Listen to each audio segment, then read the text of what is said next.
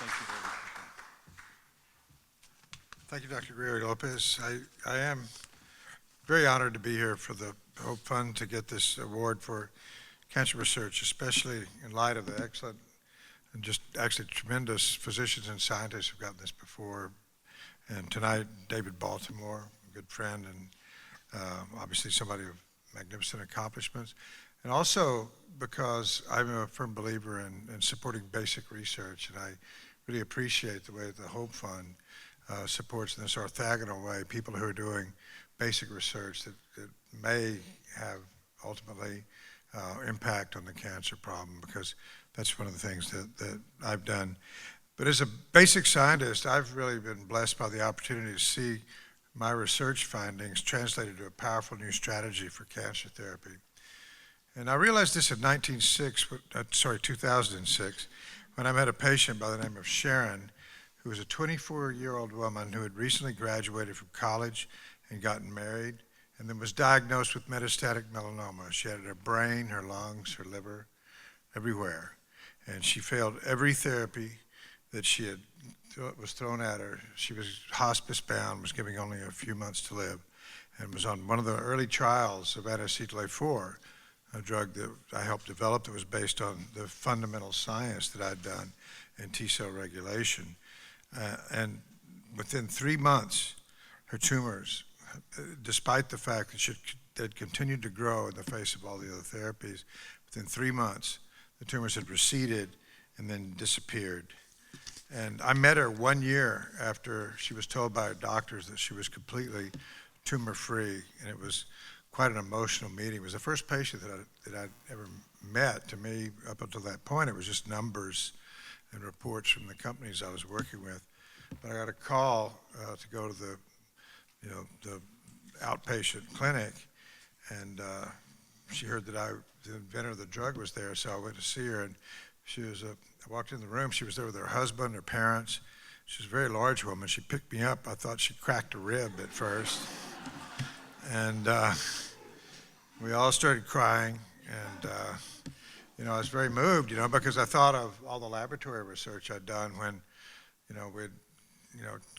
we'd cured many, many mice of cancer, but I'd go in to check them out and measure the tumors, and all they do is pee on me and try to bite me. And here actually was somebody, who was really moved. Of course, we gave them the cancer in the first place, so I guess they were justified in doing it. But anyway, Sharon and I since then have really become good friends. A few years after that therapy, despite the advice of her doctors not to become pregnant, she had her first child. She told me that, to hell with cancer. I'm done with it. I'm going to live my life.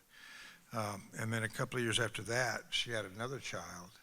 And since then, it's been 11 years now since she had this single round of treatment, and she's got a vibrant family. She's become a triathlete and is living a life that's unimaginable. Anyway.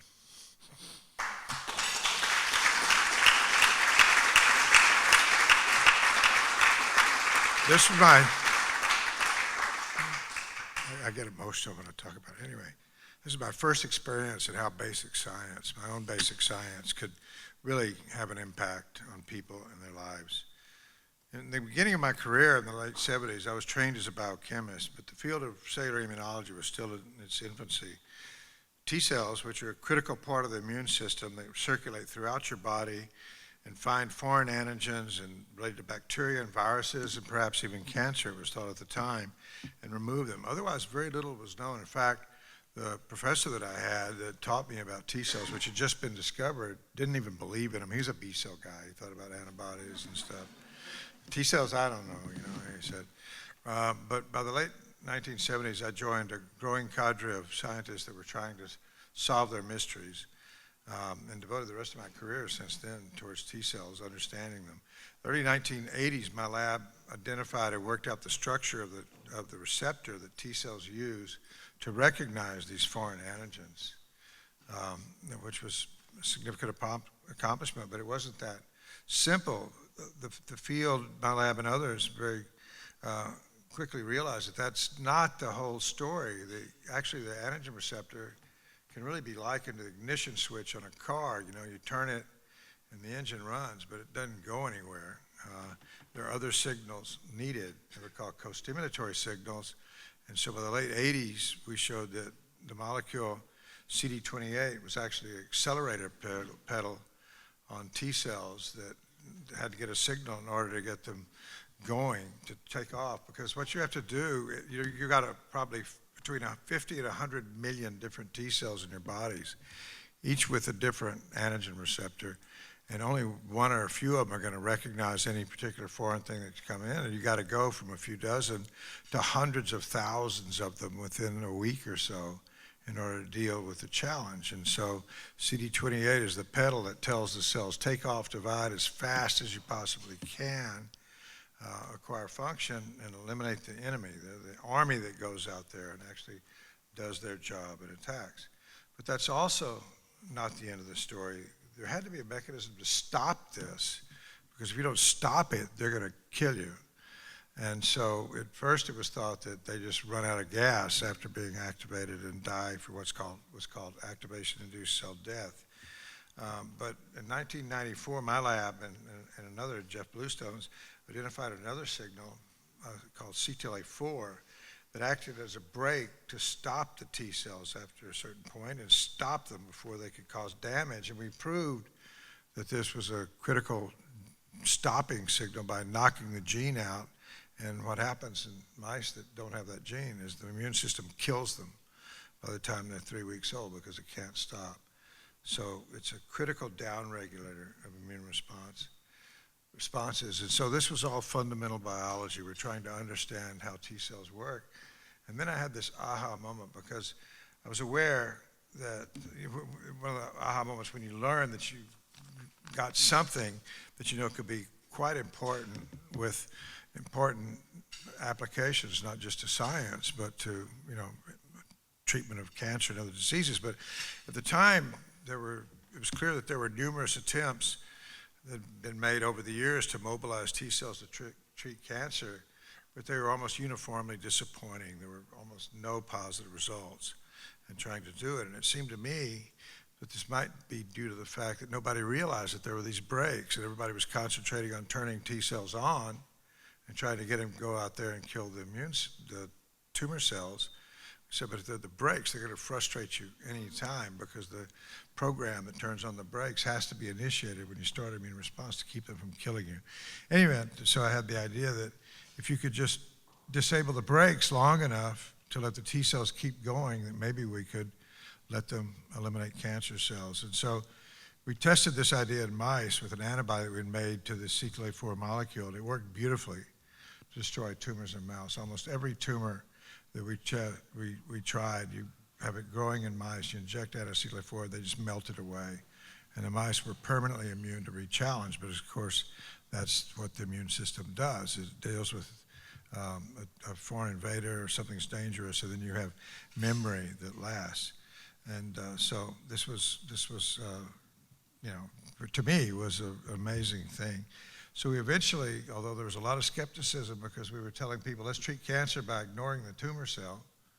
Ignore the cancer, doesn't matter. Let's treat the immune system. Let's unleash the immune system to go and attack the cancer cells. And so it took a while because there was a lot of skepticism about that. So we eventually teamed up with a small biotech company that was sufficiently interested to help us move this into clinical trials. And so they made an antibody to the human version of CTLA4, and together the rest is history. And we now know, after this was about 1999 when we started working with them, that the therapy is effective, as you might expect, because we're not treating cancer, we're treating the immune system. It's effective against many types of cancer. And many patients in melanoma, for example, are alive 10 years after a single treatment. They're basically cured of their cancer, about 25% or so. And with combination therapies, it looks like about 60% of patients are alive at 3 years. And if the ipilimumab, the anti-CTLA4 experience, they're going to be alive 10 years. We're not sure yet. I'm just speculating here. And since I'm in the company of friends, I will say something. When I mentioned this word ipilimumab, I just threw out there. It's a silly term, right? I mean, it doesn't mean anything. That's what the FDA named it. We call it MDX-010, you know, kind of like James Bond.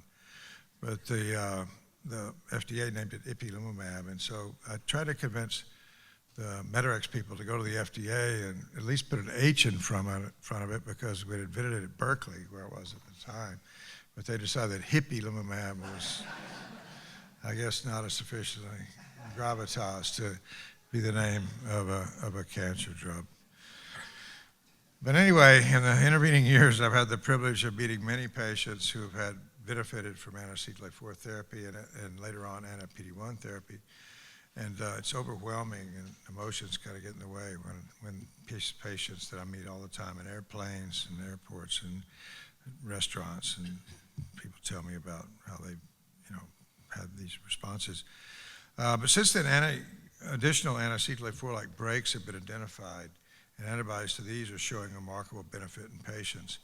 These drugs, known collectively as checkpoint blockade therapy, a loose employment of a term, really describe cell cycle therapy before, but anyway, immune checkpoint blockade, since they treat the immune system but not the cancer, as a result, are effective against many types of cancer. And there are now like almost 20 approvals by the Food and Drug Administration for drugs of this class for the treatment of many kinds of cancer, many of which are curative, including not only melanoma, but kidney cancer, bladder cancer, Hodgkin's lymphoma, lung cancer, and many other types of cancer now. And so, of course, we still have a lot of work to do. We've not been able to successfully treat cancers such as pancreatic cancer or glioblastoma, but we're continuing those efforts and hoping to make progress in the near future.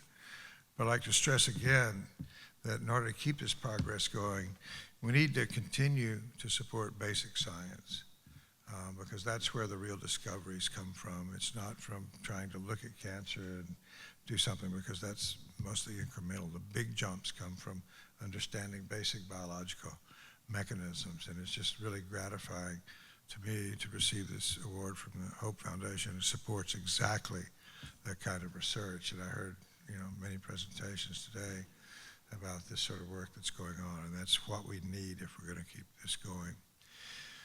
Anyway, I'm truly honored to have been awarded this prize by an organization whose goals I admire and respect. I obviously know my success to a large number of students and fellows who've worked in my lab, and I want to give special thanks to my wonderful partner in science and life, the love of my life, Dr. Pamela Sharma, who's accompanying me here tonight. So I'll stop with that. Thank you very much.